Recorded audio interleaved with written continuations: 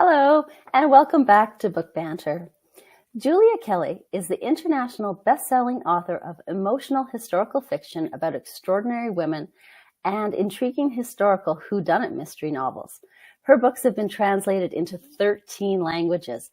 In addition to writing, she's been an Emmy-nominated producer, journalist, and marketing professional. Julia lives in London with her husband. Please welcome Julia Kelly to Book Banter.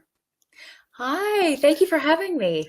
Thank you for joining us. I am so excited to chat with you today because I am in love with the Evelyne Redfern series. Oh, thank you. That's such a lovely compliment. They're so good. I can't wait for September. So, so I have to tell you that your bio immediately captured me. I was like, oh, Emmy-nominated producer, journalist. I want to know more. And with all of your experience, I'm guessing that you've been a writer from a very young age. It's such a cliche. I don't remember a time where I wasn't writing. And my parents will tell you I was constantly scribbling, when I was little. And then, of course, as I got older, I was, furiously typing away. I think I one summer commandeered the family computer and basically just made it my own. But I love that.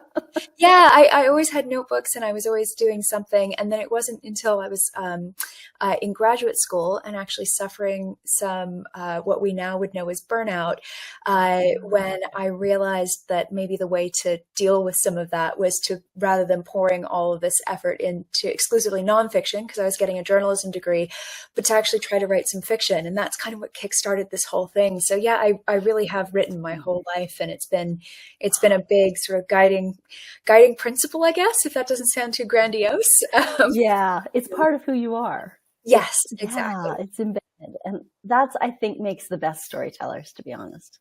I hope so. It's certainly fun and I enjoy it very much. So. Oh, that's awesome. And it's interesting because being a journalist also is about telling stories. Absolutely. Yeah, it is. It's a different discipline, a different type of writing, but it's all writing and ultimately it's the story and the narrative that underpins everything. Yeah. And connecting with people who are watching or reading or listening or whichever. So that's a great toolkit to have, really. There are a lot of ex-journalists rattling around in the fiction world. Yeah. There are a lot of us and a lot of lawyers too. I was going to say that. I was going to say there's a lot of lawyers. Yes, definitely. And it probably comes from that busyness of having to write so many things in the work. So. I think so. And also getting the chance to write something different and use a different part of your brain. I think that ends up being really, really appealing. And it certainly was for me. Nice. I could see that. I love that. And it's, when you have stories in your head, the only thing that can happen is that they have to get out. Yes. So that's, it's just part of the the blessing and the curse of writing, right? Yeah, there's a real sort of compulsion to always have a notebook close to hand, or always have something kind of percolating in the back of your head. We were talking before we started about how I've just handed in a book and I'm already thinking about what is it that I want to do next and what might be the next thing that's coming up and some ideas. And so I think that's kind of the constant thing with writers is there's always something else to write. The question is, how do you figure out the priority of what it is that you want to write next? For sure. Absolutely. You probably have a list of absolutely snippets of ideas or historical accounts. So you're like, oh, I want to touch on that. But, I don't think there's retirement for writers, to be honest. My husband and I talk about this a lot and I don't think there is. I think it's just maybe a, different pace, or it takes up a different portion of your day.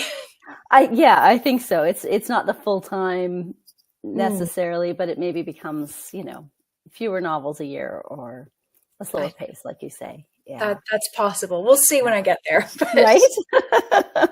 I'm probably like you. I can't imagine my life without writing in it. So it's just going to be the way it is.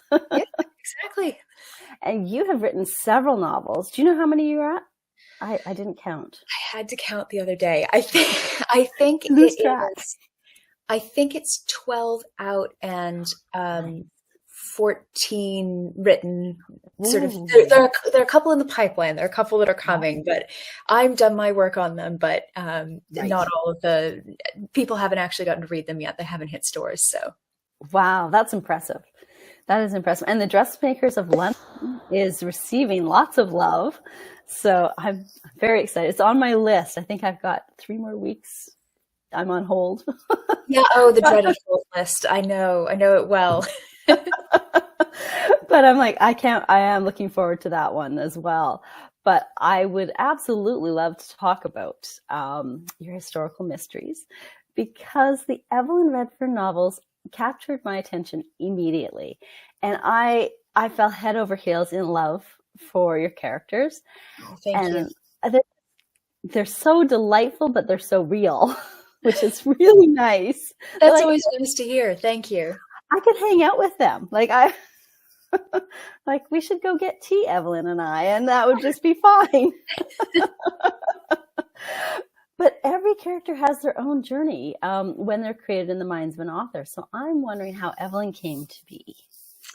I think I came up with the idea for what the book that became A Traitor in Whitehall, I came up with the idea that I wanted to write about Churchill's war rooms, the cabinet war rooms in London. I had visited myself, and then I actually went back with a friend who's a historian, and she had never been. And so I said, I have to go with you. And we were standing there because it's this wonderful, for those of you who don't know, the cabinet war rooms were the underground bunker underneath Whitehall where the government basically moved during the war here in the UK. So it was sort of a secret hub. There was literally a cabinet room, and there were all sorts of different things going on. And I was standing at one of the displays, and I thought, this would be a really good place to set a murder. And I don't know why I thought that. It's completely illogical, except that I have always loved classic, golden age murder mysteries. Yes. And I love a locked room murder. And this is a place that would have been so tightly regulated, who could go in, who could go out. There were staircases that were guarded, and you had to pass all these checks. And so if somebody was murdered in this place, you would need to be able, or you would basically be in a locked room situation where that it has to be somebody within the confines of this environment, but you don't know who it is and what would happen. And so I sort of started thinking about, well, who would be my detective? I've always written primarily about women because I think women the story of what women did during the war is so interesting and also so little known or little recognized. And so one of the rooms that's displayed at this museum is the typing pool, where a group of women would sit and they would type all the communications and the memos and, incredibly important documents. They were processing huge amounts of paper and huge amounts of secrets and information. And I thought, well, she's got to be a typist in the typing pool, right? And that's how Evelyne Redfern sort of came to be. And I've always had this love for, not a big surprise, also golden age of Hollywood films, His Girl Friday, and those movies where there's real snap and crackle and tension between two characters. Yes. And so that's sort of how Evelyne came to be. Her name actually is ripped in part from an old movie. One of my favorite movies is Laura, and there's a character whose last name is Redfern. So she's a bit of an amalgamation of a few different things. But that's sort of the funny way that it happens for writers. I think you have a spark of an idea, and then other things come along and other influences you never would have thought, would have anything to do with anything that you're working on. They sort of come in and a character or a story evolves out of that. Completely. That is fascinating, because I didn't realize you can actually tour. You can, and it's the place I send everybody whenever somebody says, where should I go in London? That's not, Buckingham Palace, and the V&A is a wonderful museum, but what's the place that you would tell me to go? And I always say, go there, go to it's called the Churchill War Rooms now. It's part of the Imperial War Museum. It's just fascinating. Even if you're not interested in World War II history, it's just so well done. And it basically, this bunker was mothballed at the end of the war. And at some point they opened it back up again and they decided to use it as a museum. But they have parts of the display where literally, people who came in after it was opened up again, opened a drawer, and like the sugar cubes that somebody had in their drawer are still there. Really? And you have all these artifacts and these really interesting things that give you all this really rich detail into what life would have been like working there and sleeping there, because people did, all Yes. sleep there. It sounds horrible, but I was so intrigued by that. That they literally, that was their existence underground. Yes, exactly. And these long shifts and, working away in this really enclosed environment. But it sounds like it was just the accounts that you read of people who actually work there. It's just fascinating. It's so cool. And I actually think that's why there's so many great stories centered around World War II, is because the perspectives that you can approach are limitless. There's Absolutely. Well, it really was truly a total war. It involved everybody in every country that was, affected and involved in it. And so, you could be somebody who, for all intents and purposes, wouldn't seem like they would have had a war experience because they weren't on the front lines or they weren't conscripted. But of course, when bombs are falling, or you're dealing with a ration, or, you have family and loved ones who are fighting, you are, of course, impacted by it, and it all comes together in that. Absolutely. Yeah, it's absolutely brilliant. I love how you can focus the Evelyne Redfern mysteries around that time period, and yet not feel like you're on the battlefield. Yes, yeah, which is nice. Battlefields have never been all that interesting to me. I did my undergraduate degree work all in history, and it was nothing to do with battles. I was focused on Victorian England, social history. Oh, yeah. The social history side has always been so much more interesting to me. So there you go. To each his own. Absolutely fascinating. I agree. And I have to say, on a personal note, my grandmother's name was Evelyn, and good name. It's such a good name. And I always kind of thought, I would have loved to have a daughter to name her that, because it's so classic and it's timeless. Yes. So it was good choice with the naming. Thank you. So you also write historical fiction as well as historical mysteries. So what was it like to make that switch? And you're doing it on a regular basis now. So yeah, I'm sort of going back and forth book to book. So I started in historical fiction, and I really, again, was focused on telling women's stories in the war. Even before that, I had written some romance, focusing on Victorian Britain. And so I've always been interested in women's stories, and I've always been interested in teasing out these different elements of history. And I just, there were stories that I was telling in historical fiction that I love, and there are these, really emotional, really character driven, trying to really get everything out on the page. But I've always loved mystery, and I've always loved the sort of the challenge of the puzzle.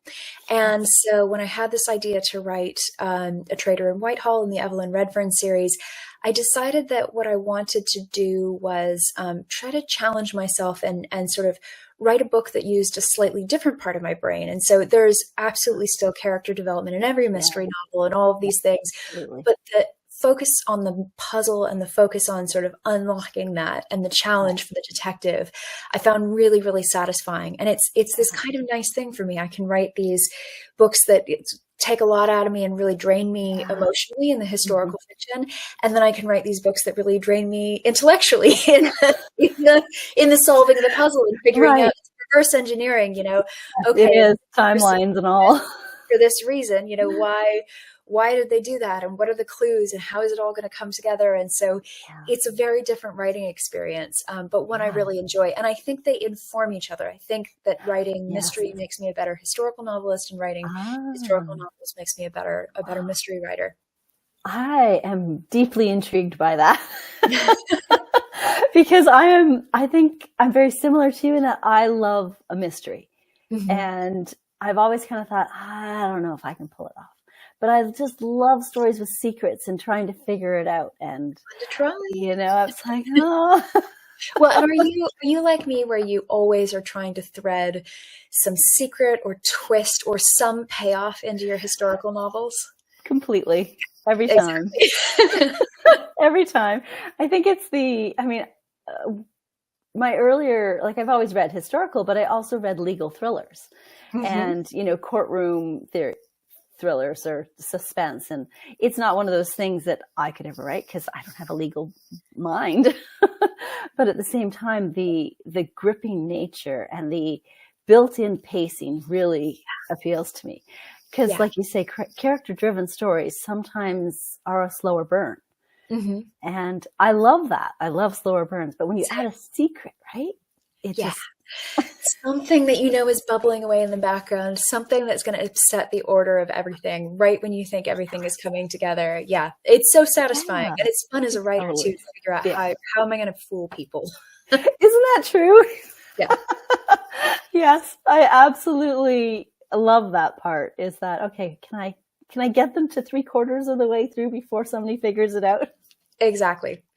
And ideally they're figuring it out just like the page before you're telling them what is going on. Because then they feel really, and because I know, because I'm this type of reader, I feel so smart when I'm like just about to get to the part and I'm like, oh, I know what's going on here.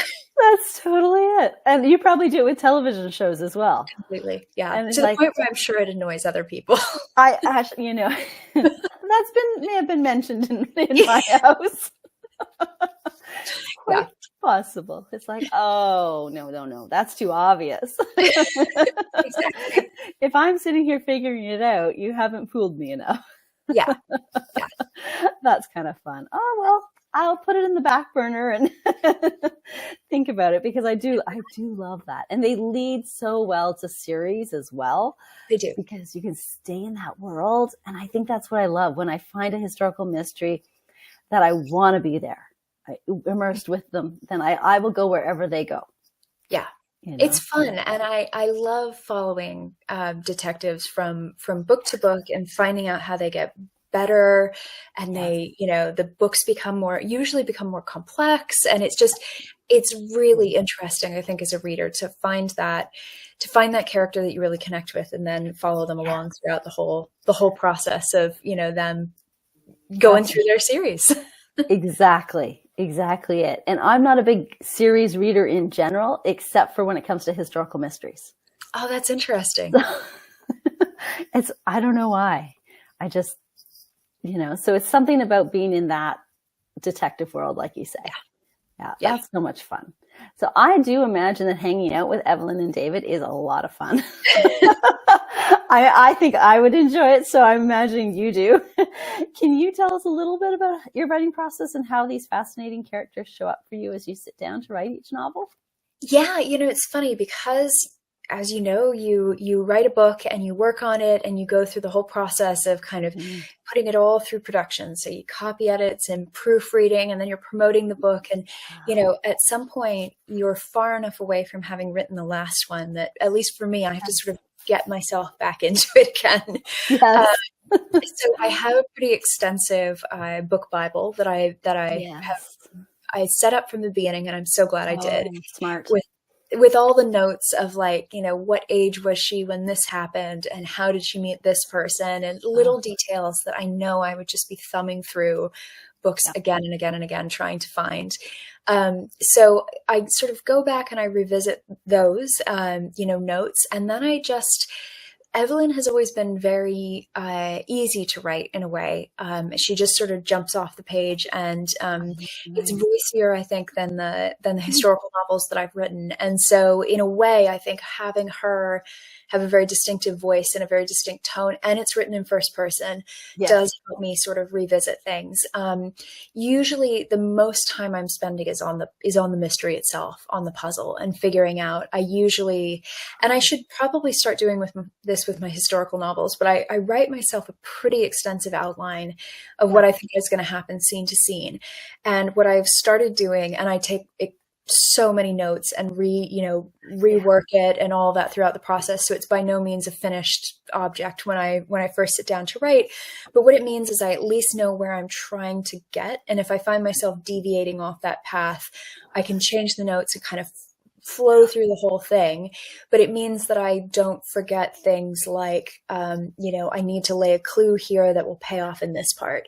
or, okay, if this person needs to be implicated, but they're really a red herring, Right. what are all the steps along the way, and what are the sort of bits of misinformation that I want to put into this book? And I don't really, that's become more and more extensive as I've done it more and more, and I don't really know how to operate without it at this point. I literally print it out, copying notes as I go. And then about once a week when I'm writing, I'll basically enter those notes in, make changes, reprint, because I am in some ways very much an analog person. I like to have physical notes. There's something about how it just works better for me. Totally. Yeah, that's kind of how the writing process works for me. And it's been a process discovering what that looks like. What's interesting is I think that your process actually grows and changes the more you write, and you sort of start fine tuning it. And so then the ramp to get to that first draft, it gets shorter. It does, until you have a book that throws everything off kilter and you're not entirely sure why. Yes. It was about that book, but you sit there and you go, well, I guess this is just going to be the one-off that just wants to be written this way and not in that way. Isn't that true? Mm-hmm. And I kind of feel like it's the characters. It's always the characters for me. There's always some point, if I haven't got the characters right, where I'll sit down, and it's usually for me about 40,000 words through. So sort of getting to right in the middle of the book. And I'll think, why does it feel difficult to write these scenes? Because having been a journalist, having all that, I'm pretty much hands on the keyboard and go when things are good. And when things are not good, it can take me hours to get to a word count goal. And so that's almost always when I will go back, I'll stop and I'll say, okay, let me look at these characters, look at what's not working, fix that. And once that unlocks, it really is like this sort of, the taps turn on again and everything starts to flow. I completely understand what you're saying. And that is, even if you have, your notes and your outline there, if something's not clicking, all you can do is go back to the beginning and, figure out where that is. That hasn't set something else up. It's, if you're not buying it, readers won't, right? Exactly. Yeah. And I think that's a lot of it, because you're the first, again, cliche, but you're the first reader of your draft. And so you're not feeling like it's working, or you're thinking it's boring, or something is wrong. Sometimes it can be a big enough stumbling block where it's worth it to go back and figure out, how do you get these characters, to feel like real people who would make the decisions that they're making? Exactly. I also feel like it's that going back is easier to identify. The more you write, it's easier to identify not necessarily what the pinpoint of the problem is, but you'll be like, why does this feel slow? You'll know that it's slow. So then you're looking for an actual solution. It's easier to go back, and it's also easier to kill your darlings. Like, I'm a little less precious about it than I used to be. A lot less precious about it than I used to be. And I kid myself, and I always have a file that sits there that's cut scenes. And occasionally, because I write in Scrivener rather than Word, where you can move things around and reorder stuff, and it's brilliant. Sometimes I get a little too cut happy, and I'm really glad I have that cut scenes file, because occasionally I've cut something that's actually quite important. You go, ooh. But for the most part, I don't think I have ever, maybe once I've gone back in a draft and thought, no, actually I do need that. And it hasn't been a mistake. I actually do need that. And I need to put that back in the manuscript. Usually when it's gone for a good reason. Yeah. And sometimes it's just writing your way into the story. Like sometimes you just, like, you have to tell yourself the story before you can tell anybody else. So and that's the hardest part, because, I find editing to be very satisfying, and I really like working with, words that are on the page already. And I find the hardest part is getting it from your head to the page so that you can then have something to work on. I completely agree, because in my head, it is so much more movie-like, and it feels very real. But to get that onto the page doesn't feel like I hit the mark. It's the you see it sort of perfectly in your head, and it's frustrating that you can't get it down, but then you realize, well, that's the whole point of editing, and that's your chance to make it look more like Thankfully, editing for the win, for sure. My favorite part. I agree, because then I'm improving something instead of starting from scratch. I completely agree with that. Absolutely. And I have to say that you have a really exceptional way of creating tension within your stories. You have mastered the art of subtly inserting the main character's emotional journey, and that keeps me glued to the story. And I am a huge fan of slow burn stories, but the mysteries are fast paced, but there's this delicate balance of push and pull, but it's on several different layers with the characters. And I'm curious if that's something that automatically comes innate with Evelyne's character, or is that something that you do go back and edit in? I think I probably do a bit of both. I think, the editing really helps refine it and figure out, and it's been such an experience working with an editor throughout a series, because I've never done this before for my historical fiction. So when it comes to writing, so I have it in front of me, so I'm going to show you because I haven't shown anybody. It showed up the other day, but so out. Oh no, it's blurred. There we go. Oh, that's beautiful. This is A Dark and Deadly Journey, which is the third Evelyne Redfern book. It's set in Lisbon, and I'm really excited about it because Lisbon was neutral during the war, but of course that means it was this hotbed of espionage. It was a place where all sorts of refugees fleeing occupied Europe were trying to get to in order to then go on to places like the US and the UK and, Canada. It's just a really, really interesting place during the war, and there's so much history there to explore. And it was really interesting working with an editor throughout these last 3 books, because Evelyne has a sidekick, a partner, David Poole, and we wanted to build some professional tension there and also some potentially romantic tension there. But it's been really interesting watching when she'll write an edit letter back and she says, okay, pull back a little bit here because I think you want to save this a bit. We're looking at a series as a whole. So, we need to drip this out throughout books. And so it's been really interesting seeing her perspective on that. And then, of course, mixing that with Evelyne has a very complicated relationship with her father. She has, a roommate, her best friend, Moira. And, Moira's fabulous. I love Moira. And Moira has some, over the last couple of books, started to notice that Evelyne's life is maybe looking a little different than it did before. And Evelyne is bound by the Official Secrets Act, which is a real thing, here in the UK. People signed it. They took it very, very seriously. In fact, some people took it so seriously, they didn't ever speak about what they did during the war, but it restricted what you could say. And it was essentially said you couldn't say anything about what you were doing, your war work. And so Evelyne can't talk to the one person she wants to talk to the most about what it is that she's doing. And so that creates tension. And I think having those different points and having a character who is, you try to present them as being well-rounded enough that they have these different aspects of their life. They have these different relationships, and all of those relationships pull on them, even if it's just a little bit in a book. I think that really helps kind of give you a character that grows throughout a series of books, and also a character that hopefully readers can be empathetic with, and say, I can understand why she's finding this really difficult, or I can understand why she's holding herself back from doing this.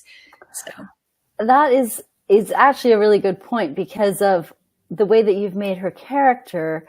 Every single person in Evelyne's life does give you insight, gives the reader insight into who she is and what her journey's been, without it being so, it's not in the reader's face, which is what I love. It's very subtle, and yet we're informed each step of the way of who she is, where she's coming from. Yeah, and hopefully I get to drip out more and more throughout more books, and so you'll see questions that have been raised get answered, or sort of have questions. Oh gosh, questions upon questions. So that's it. And I'm going to go off my notes and ask you something completely different. Of course, because I'm like, do you keep track of that? I try to. So again, the book Bible is so helpful. And so what I try to do is give myself a summary of what I think, and this can always change, what I think the overall series arc is and how each book potentially works into that arc and the little payoffs that you get with each type of storyline. So I'm trying to do things with her past and her mother, who's died in this at this point in time in the book and has been dead for a long time. Her father, her aunt, her partner David, her friend Moira, and so I'm hoping that everybody gets these little bits and pieces of more and more of the story with each book, and that readers want to follow along and find out what happened. Oh yeah, definitely. I know I do. I know I do, because that was going to be my next question. Did you actually know how many books in the series there are? Or is that a unknown? I think I've plotted out 7. But I like to leave myself little trapdoors that I could potentially open and jump down and explore a different path if I needed to. And so, it's funny. I was talking to my father the other day, and he said, was it intentional that you started the books with the beginning of the Blitz, which is in September of 1940. And I said, absolutely. And by book 3, they're in November of 1940. I am not burning through years and years quickly here, because I want, there's so much to write about, and there's so many places this could go, that I wanted to really, give myself a chance to explore this. And I have, as part of that, taken Evelyne from basically being plucked off of a munitions factory floor where she's working on the line creating, she's filling blast caps. And she gets dropped into this world of sort of espionage and murder. And because of that, I have her go through some training and through her first case. And so there's a natural progression where she does a lot in a few months. But I feel like I can justify that. So absolutely. I prefer to stay in a year for a while. And yeah, why not? Right? So much happened. Like, lives change daily. So absolutely. Especially during a war, you don't need to, rush through it. Exactly. That's what I think. Take your time, by all means. That just gives us more books. Exactly. Yeah. So no, I think it is, and you of course hear from authors who say, I started this book in 1944 and I'm running out of years where the war was active. So you have to actually think a little bit ahead. Yeah, exactly. So so there is a plan, but as with all plans, things could go wildly awry at some point, because I come up with an idea where I think, I can still get to that end series point, but she's going to go down this completely different path. Absolutely. I think that's a loose plan is always a good idea. Yeah, exactly. That's kind of a metaphor for publishing in general. So. It is, very much so. Yeah. If you think you're going to have a hard and fast plan, you're going to be surprised. Oh, seriously. Yeah, this way leads heartbreak. So. Right? Exactly. I completely agree with that. So I have to say, I think that my favorite part about the Evelyne Redfern historical mysteries is the wit. I love it. I am often listening to audiobooks, so I'll laugh out loud, and everybody in my house kind of looks at me like, what is she doing? I thought she was cooking dinner, but she seems to be having a pretty good time. It could be both things. Right? And so it's often been said that a good sense of humor is an indicator of a highly intelligent person. So I totally appreciate this in David, and both of them, David and Evelyne, are both very witty. And so I have to ask you, would the people who know you best say that you're witty every day too? Oh, I hope so. Right. It's funny. I am American. I live in the UK. My mother is British. My father's American. So I was raised in this very blended household where the sense of humor was very British, and there's no denying the fact that I am very American as well, because of my background and where I was raised. But I think there is a dryness and a wit and a sharpness and an intelligence to British humor that can be really, it can almost catch you off guard because it's so fast. And so I think that definitely is a part of my upbringing. And now I have a brother-in-law who is Scottish, which is a whole sense of humor, expansive vocabulary in and of itself that I love.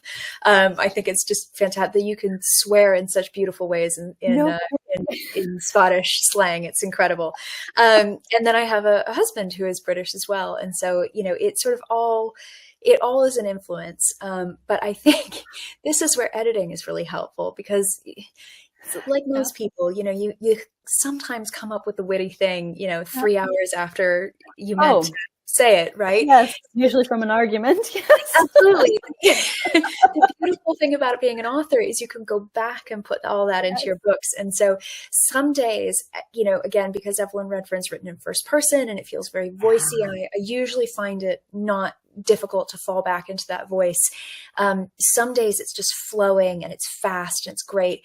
And some days I think I'm just going to have to come back and punch her up later. It's just, I'm not feeling great, or, I'm trying to work through this thorny issue with the plot or something. I just think, I'll make her here. You'll be funny later.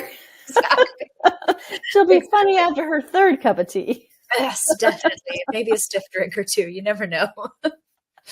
Right? Yeah. It's so true. Oh, I love that. Yeah. That pretty much sums it up, actually. Yeah.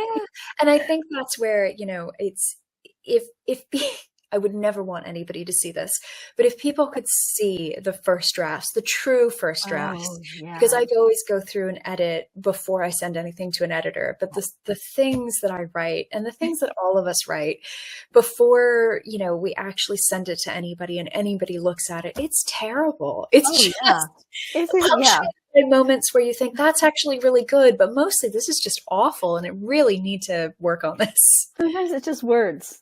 It's just words. It's just words. It's not. Sometimes they don't even make sense in a sentence, or they just trail off, and you think, I don't know what I was doing here. I'm just going to going. Totally. I can tell where I've been interrupted. Right? Sometimes it absolutely you lose the flow if you've been interrupted. That's so true. Yep. Exactly. First drafts are not for human consumption. No. They're for writer consumption. That's a very different thing. Very different. Yes. I would cringe if anything first draft-ish was ever seen. Absolutely. That's just a personal, it's a diary. Yeah. It's a plan that then becomes better after time. Totally. Absolutely. I will say, because we talked a little bit about some of your supporting characters earlier, but your readers will appreciate the cast. They're all very real. They're three-dimensional. They all have their own lives, their own interests. So you are intrigued by, say, what Moira is doing and how she approaches the world, which is different than Evelyne, for sure. And I love that they're so different. Excuse me, but they do define who Evelyne is as well.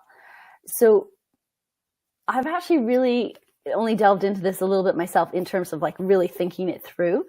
But how do you approach writing a supporting character? Is it very similar to how you approach Evelyne, or is it?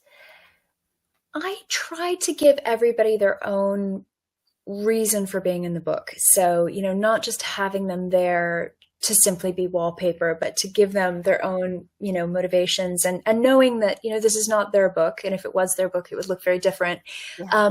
But, everybody, when you walk through life, real people all have their different reasons for doing things and different reasons for making choices and having different opinions from you. And so with somebody like Moira, who, again, Evelyne's best friend, they went to boarding school together. She was the first person who she really bonded with when she was sort of dumped in boarding school by her dad after her mother's death. And so they have this very intense, close bond. They're very different people. Moira is fabulous. She is beautiful. She's a would-be actress who gets a bit more work throughout the series. She has a couple of lucky breaks.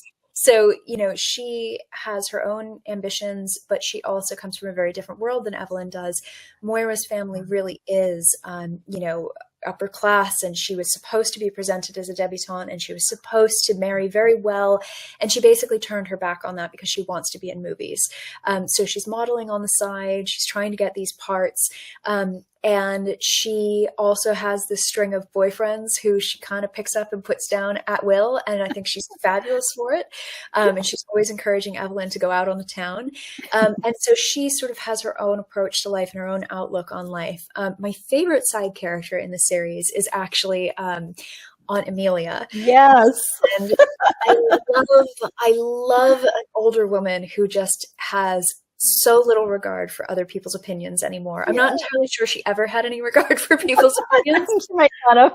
No, but she is. I've been watching a lot of the old Jeeves and Wooster TV series, having read the books and everything. And at one point, Bertie Wooster describes one of his aunts as a nephew crusher, and Aunt Amelia is a bit of a niece crusher, but there's a huge amount of love and affection underneath that. She feels very motherly towards Evelyn, even as she's bossing her around.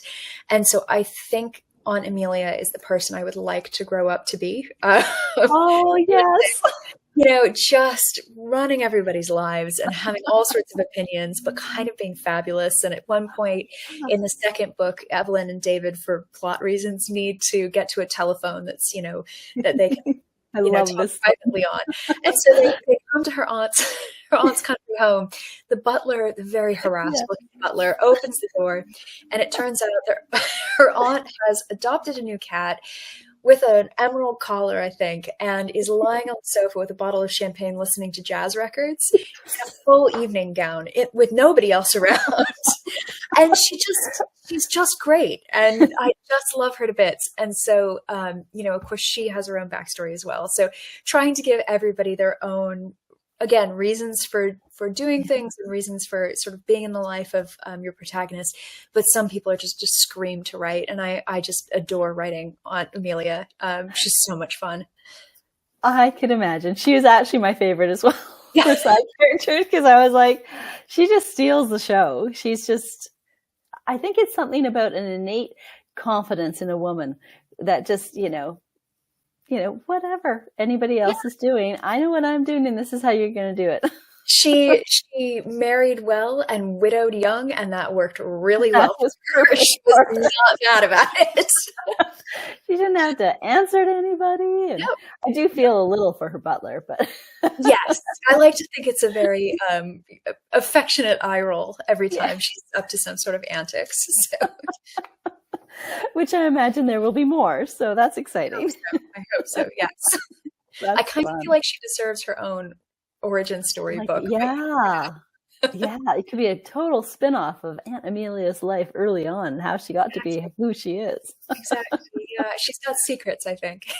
Oh, yeah. Yeah. I kind of picked up that she had secrets. Yeah. She may not have told them to you yet, but exactly. I'll figure out what they are. You got to earn her trust, right? Yes. So when it comes to your novels, is there anything that you would like readers to take away from them specifically? I really think it all comes back to the through line through all the books for me is, trying to celebrate and sort of lift up some of these lesser known stories about what women have done in history. And, I've written some books outside of World War II. And so this absolutely is a thread throughout everything. It's just taking seriously what women's experiences would have been and, the perspective of what happened to them. And again, this interest that I have in social history, I think it's always drawn me to,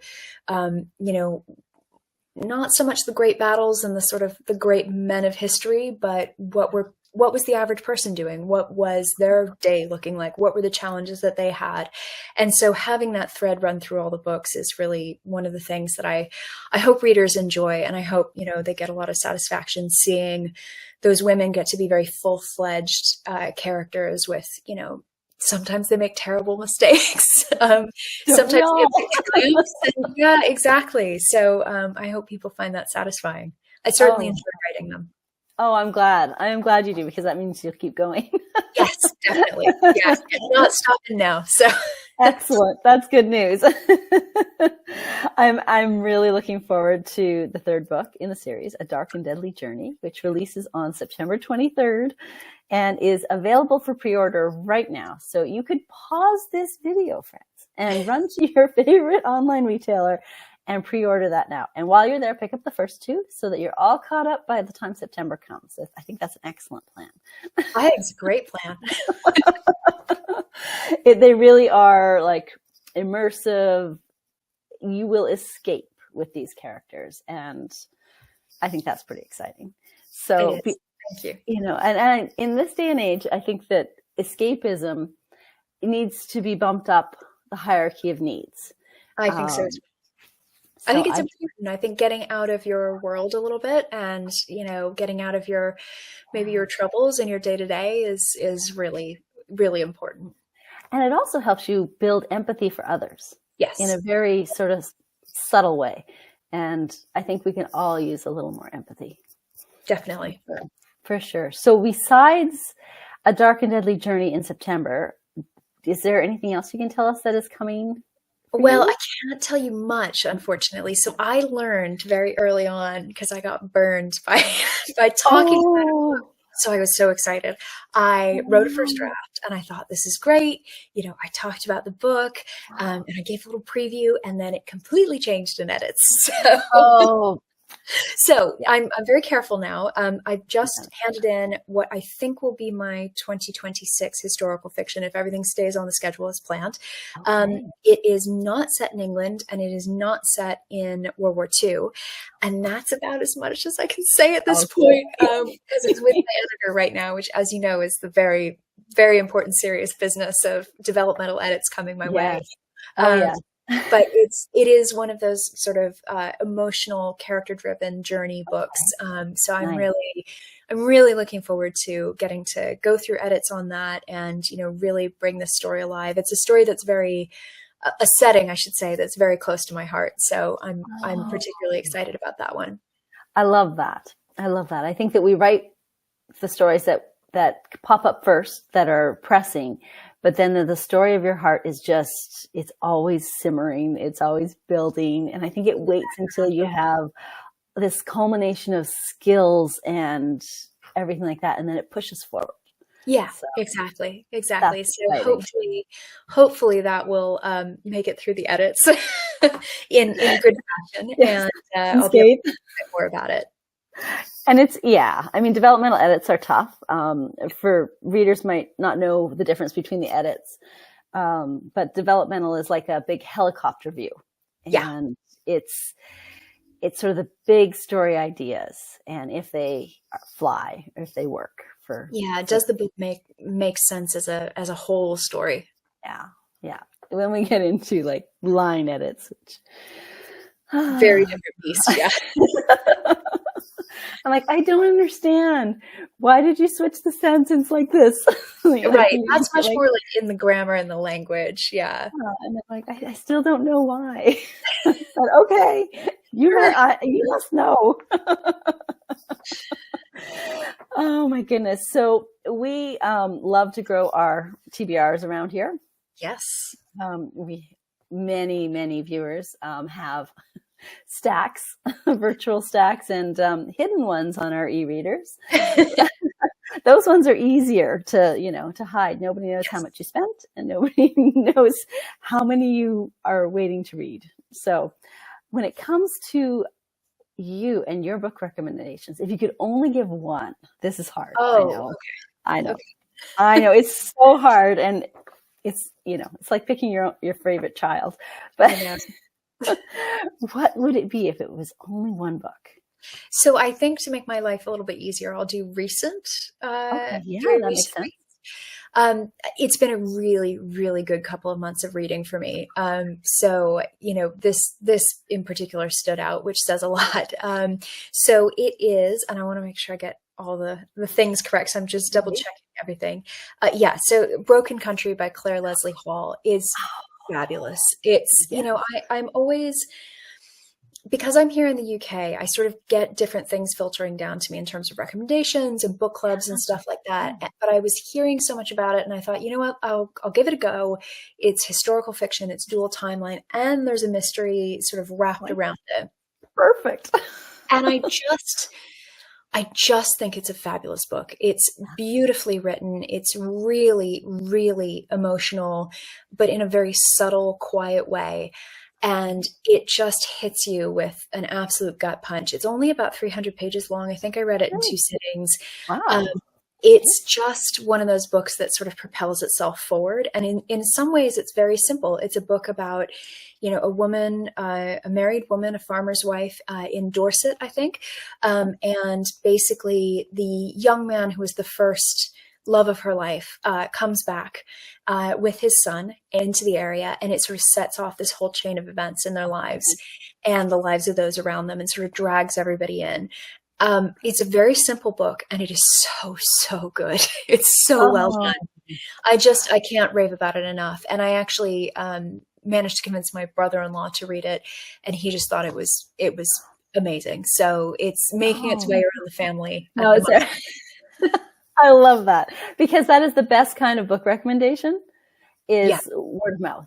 Absolutely. Yeah, absolutely. And it's just, I now want to go and read everything I can that this author has read, because I just thought this was fabulous. Really, really skillful. Which that's actually the best way to discover an author as well, is through one book that's impacted you so much. And it is actually on my holds list. It's been on my holds list for months.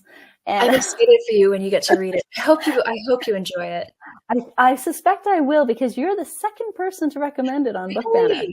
Yeah. Okay, Jen good. Craven recommended it last month, and Jen and I often like the same type of books as well. So I'm like, yeah, that sounds right up my alley. And didn't even know what it was about until you said so. Yeah, and it's a funny way. It doesn't properly summarize it. Like, that's a very surface level, but it's what the book's about. So yeah. And that's the mystery and the family and the time period, and all of that. Just it's magic, right? So yeah. I'm looking forward to reading it. Let me know what you think. I will let you know. Yeah, I will let you know. I'm excited to read it. I might just go buy it. I would say, it would be a good one to buy, I think. Because then it'll make its journey around my family as well, right? So, and you have people to talk about it with. Exactly. Yes, because we do that a lot. We talk about books a lot. Book club. Yep, exactly. So, do you know what book is currently on your bedside table? What you're currently reading? I do. I am reading a behemoth of a book. So it's called Caledonian Road by Andrew O'Hannigan. My mother just read it, coincidentally. We had bought it independently of each other and realized that one and the other were about to read it. So this is not a simple book to describe, but basically it's a bit of one of those books that kind of wraps its whole arms around representing all of London. It's about, sort of the academic world and high society. It's about an art historian and sort of cultural critic whose life sort of starts to spiral out of control when one of his best friends is found to be guilty of fraud and various other things. But it has a cast of characters list at the beginning of it. Let's just put it that way. Oh, okay. Yeah. And it took me a good sort of 50 pages to get into it. And it's just, some of it is so funny and brilliantly written, and it is an expansive one of these huge novels. And I'm about 200 pages away from the end of it, and I think I might just sit down tonight and just finish it. Wow. It's really wonderful. It's fascinating, and it's a real feat of research and writing. He's touching on a lot of different things. So I love books about London, obviously, living in London. And it really captures something about London just after the pandemic. I think it's set in 2021. Oh, it's contemporary. Oh, interesting. Yeah, just a few years ago. And that, plays an element. It's not the whole story, but it touches on elements of that. And it's just really interesting time and place. Oh, that's fascinating. Okay, I'll write that down. Doorstop book, though. It's a big one. You kind of go, that's a lot of reading. It flies, though. It really does. So it's like I recently read James, which I haven't read yet, but my father thought was just fantastic. Stunning. Yeah. Stunning and just beautifully, beautifully crafted as well. So I would recommend that one for sure. Okay. I think you'd like. The history is like all history can be hard. It can be brutal. Of course, yeah. But it's told with this deeply intelligent sense of humor as well. And it's, and I don't even know if I ever read the original Adventures of Huck Finn, to be honest. I think I had to read it in high school. I was trying to remember if we had to read that or Tom Sawyer, but it's been, if I did, it's been a very, very long time. Right? Yeah. So it's nice to revisit a classic in a new way. And I have never really leaned into retellings before. I kind of didn't get them. But this one made it very clear what a retelling was. And I was like, oh, okay. So yes, okay. I would recommend that too. The ever-growing TBR list. Stacked, right? Thank heavens for the e-reader. There's no judgment. No, and nobody can see it. So it all works out well. So that was really, really nice to chat with you and talk about the Evelyne Redfern series. I am hook, line, and sinker in, and I will be with it all the way to the end. So, and I think that readers, once you get into that first book, A Traitor in Whitehall, is it? Traitor in Whitehall, yeah. I always want to say at, so in Whitehall. It's one of those funny things. It's like saying, or in Washington rather than, Right. And that was, I figured it was a very British thing because it's like it's a place. So it's a place, and it's also like the government. Yeah, that is what confused me. Yeah. Okay. Okay, that makes sense. And I think once you read that, then you're just going to keep reading. So you should do that. I encourage you all to go check it out. And you can find Julia's novels at your favorite online bookstore and your library. Sometimes if your library doesn't have it, all it requires is for you to request it. So that helps authors out. It helps your library out because you know what? Libraries are actually in the business of buying books and they need to spend their budgets. So don't hesitate to request books from your library. And once you read one, you won't be able to stop. I guarantee it. So thank you so much for watching, and be sure to check out my author notes playlist where you'll get a behind the scenes peek into my books, characters, and the writing life. Until next time, happy reading, friends. Bye. Bye.